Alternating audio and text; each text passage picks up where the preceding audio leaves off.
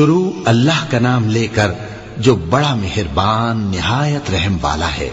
الف لام میم۔ اس میں کچھ شک نہیں کہ اس کتاب کا نازل کیا جانا تمام جہانوں کے پروردگار کی طرف سے ہے۔ کیا یہ لوگ یہ کہتے ہیں کہ پیغمبر نے اس کو از خود بنا لیا ہے؟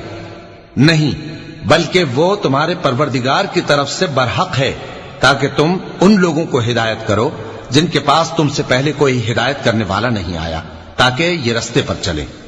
اللہ ہی تو ہے جس نے آسمانوں اور زمین کو اور جو چیزیں ان دونوں میں ہیں سب کو 6 دن میں پیدا کیا، پھر عرش پر جلوہ افروز ہوا۔ اس کے سوا تمہارا نہ کوئی دوست ہے اور نہ سفارش کرنے والا۔ کیا تم نصیحت حاصل نہیں کرتے؟ وہی آسمان سے زمین تک کے ہر کام کا انتظام کرتا ہے، پھر ہر کام ایک روز جس کی مقدار تمہارے شمار کے مطابق 1000 برس ہوگی اس کی طرف رجوع کرے گا۔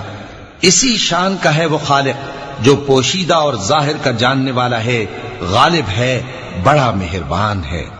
وہی جس نے ہر چیز کو بہت اچھی طرح بنایا، یعنی اس کو پیدا کیا اور انسان کی پیدائش کو مٹی سے شروع کیا، پھر اس کی نسل ایک قسم کے خلاصے سے یعنی حقیر پانی سے بنائی، پھر اس کو درست کیا، پھر اس میں اپنی طرف سے روح پھونکی اور تمہارے کان اور آنکھیں اور دل بنائے، مگر تم بہت کم شکر کرتے ہو۔ اور کہنے لگے کہ جب ہم زمین میں ملیا میٹ ہو جائیں گے تو کیا اثر نو پیدا ہوں گے؟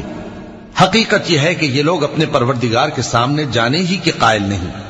کہہ دو کہ موت کا فرشتہ جو تم پر مقرر کیا گیا ہے تمہاری روحیں قبض کر لیتا ہے، پھر تم اپنے پروردگار کی طرف لوٹائے جاؤ گے، اور تم تعجب کرو جب دیکھو کہ گناہگار اپنے پروردگار کے سامنے سر جھکائے ہوں گے اور کہیں گے کہ اے ہمارے پروردگار، ہم نے دیکھ لیا اور سن لیا، تو ہم کو دنیا میں واپس بھیج دے کہ نیک عمل کریں، بے شک ہم یقین کرنے والے ہیں۔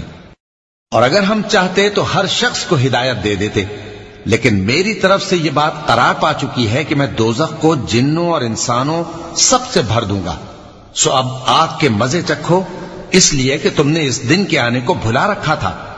آج ہم نے بھی تمہیں بھلا دیا ہے، اور جو کام تم کرتے تھے ان کی سزا میں ہمیشہ کے عذاب کے مزے چکتے رہو۔ ہماری آیتوں پر تو وہی لوگ ایمان لاتے ہیں کہ جب ان کو ان کے ذریعے نصیحت کی جاتی ہے تو سجدے میں گر پڑتے اور اپنے پروردگار کی تعریف کے ساتھ تسبیح کرتے ہیں اور غرور نہیں کرتے۔ چونکہ آیت سجدہ تلاوت کی گئی ہے لہذا سامعین پر سجدہ واجب ہے۔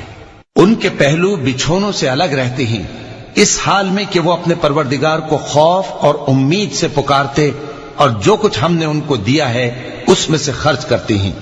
سو کوئی شخص نہیں جانتا کہ ان کے لیے کیسی آنکھوں کی ٹھنڈک چھپا کر رکھی گئی ہے، یہ ان اعمال کا صلہ ہے جو وہ کرتے تھے۔ بھلا جو مومن ہو وہ اس شخص کی طرح ہو سکتا ہے جو نافرمان ہو؟ دونوں برابر نہیں ہو سکتے۔ جو لوگ ایمان لائے اور نیک عمل کرتے رہے ان کے رہنے کے لیے باغ ہے، یہ مہمانی ان کاموں کی جزا ہے جو وہ کرتے تھے، اور جنہوں نے نافرمانی کی ان کے رہنے کے لیے دوزخ ہے، جب چاہیں گے کہ اس میں سے نکل جائیں تو اس میں لوٹا دیے جائیں گے، اور ان سے کہا جائے گا کہ جس دوزخ کے عذاب کو تم جھوٹ سمجھتے تھے اس کے مزے چکھو، اور ہم ان کو قیامت کے بڑے عذاب سے پہلے دنیا کے عذاب کا بھی مزہ چکھائیں گے، شاید وہ ہماری طرف لوٹ آئیں۔ اور اس شخص سے بڑھ کر ظالم کون جس کو اس کے پروردگار کی آیتوں سے نصیحت کی جائے تو وہ ان سے منہ پھیر لے۔ ہم گناہگاروں سے ضرور بدلہ لینے والے ہیں، اور ہم نے موسیٰ کو کتاب دی تو تم ان سے ملاقات ہونے سے متعلق شک میں نہ ہونا، اور ہم نے اس کتاب کو بنی اسرائیل کے لیے ذریعہ ہدایت بنایا تھا، اور ان میں سے ہم نے پیشوا بنائے تھے جو ہمارے حکم سے ہدایت کیا کرتے تھے، جبکہ وہ صبر بھی کرتے تھے اور وہ ہماری آیتوں پر یقین رکھتے تھے۔ بلا شبہ تمہارا پروردگار ہی ان میں جن باتوں میں وہ اختلاف کرتے تھے قیامت کے روز فیصلہ کر دے گا۔ کیا ان کو اس امر سے ہدایت نہ ہوئی کہ ہم نے ان سے پہلے بہت سی امتوں کو جن کے رہنے کے مقامات میں یہ لوگ چلتے پھرتے ہیں ہلاک کر دیا؟ بے شک اس میں نشانیاں ہیں، تو یہ سنتے کیوں نہیں؟ کیا انہوں نے نہیں دیکھا کہ ہم بنجر زمین کی طرف پانی رواں کرتے ہیں، پھر اس سے کھیتی پیدا کرتے ہیں جس میں سے ان کے چوپائے بھی کھاتے ہیں اور یہ خود بھی کھاتے ہیں؟ تو یہ دیکھتے کیوں نہیں؟ اور کہتے ہیں اگر تم سچے ہو تو یہ فیصلہ کب ہوگا؟ کہہ دو کہ فیصلے کے دن کافروں کو ان کا ایمان لانا کچھ بھی فائدہ نہ دے گا اور نہ ان کو مہلت دی جائے گی، تو ان سے منہ پھیر لو اور انتظار کرو، یہ بھی انتظار کر رہے ہیں۔ صدق اللہ العظیم۔